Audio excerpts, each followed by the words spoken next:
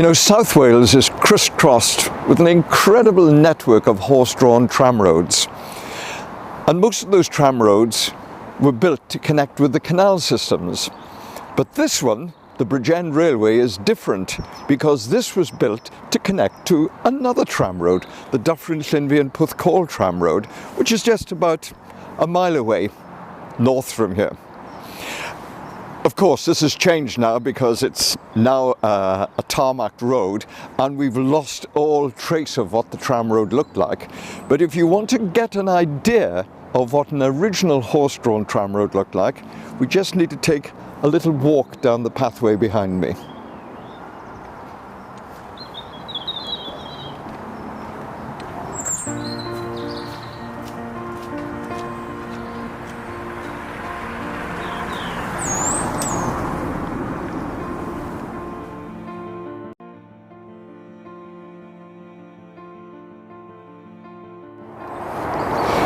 When we talk about car engines today, we talk in terms of, I don't know, 2000cc, 2500cc. But when I was a kid, we used to describe it as horsepower.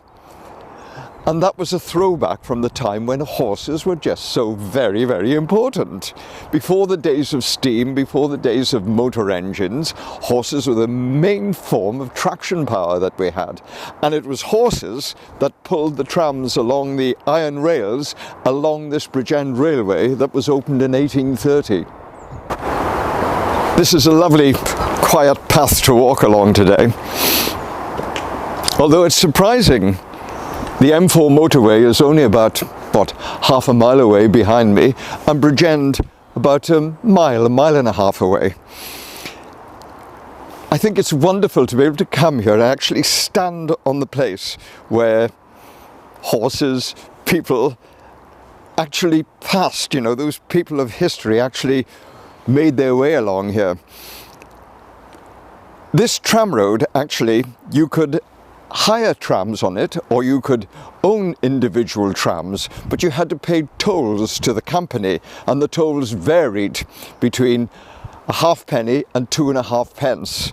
The cheapest tolls were for the carriage of manure and building materials. The most expensive tolls were for iron and manufactured products. And on high days and holidays, they used to put boards across the top of the trams, because then they would use them for conveying people from Bridgend into the countryside for a nice day out. One of the things I like about walking along the tramroads of South Wales is that you can occasionally come across some nice bits of raw archaeology in the form of these stone sleeper blocks on which the iron rails were mounted.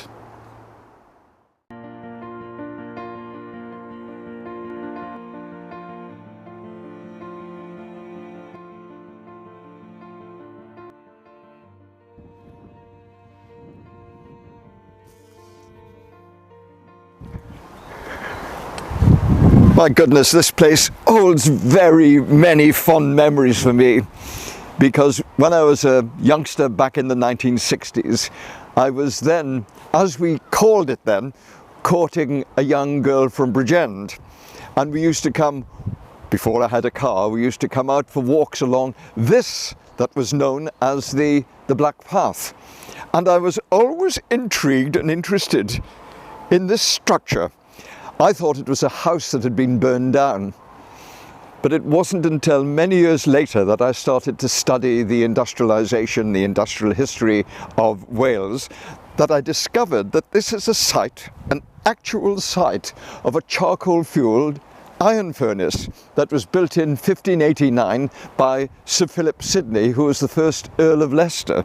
So where I'm now sitting, where my feet are, this is where the actual iron ore was smelted, and then the smelted iron was run out, probably in front of me here, into the casting house, into troughs cut in sand that were known as pigs, and it was that pig iron that was the saleable commodity that was then taken to forges and smithies in the surrounding countryside, and of course much further afield.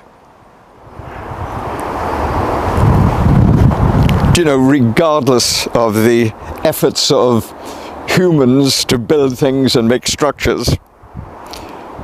Given time and given enough space, and nature will eventually take over everything.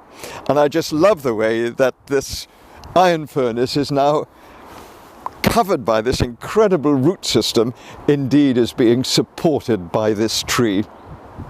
Pretty good.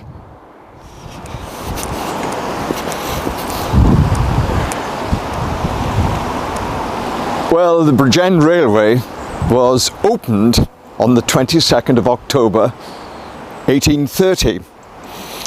And although it's recorded that it poured with rain, nevertheless that didn't stop crowds of people lining the route. The church bells were rung, cannons were let off, and it's noted that the gentlemen of Bridgend spent an evening of great conviviality in the Globe Inn. So you can take that for whatever it means. So what I love about this, a walk along the Black Path between Wildmill and up towards Aberkenfig, is a good opportunity to give a little insight into some aspects of the social and industrial history of South Wales.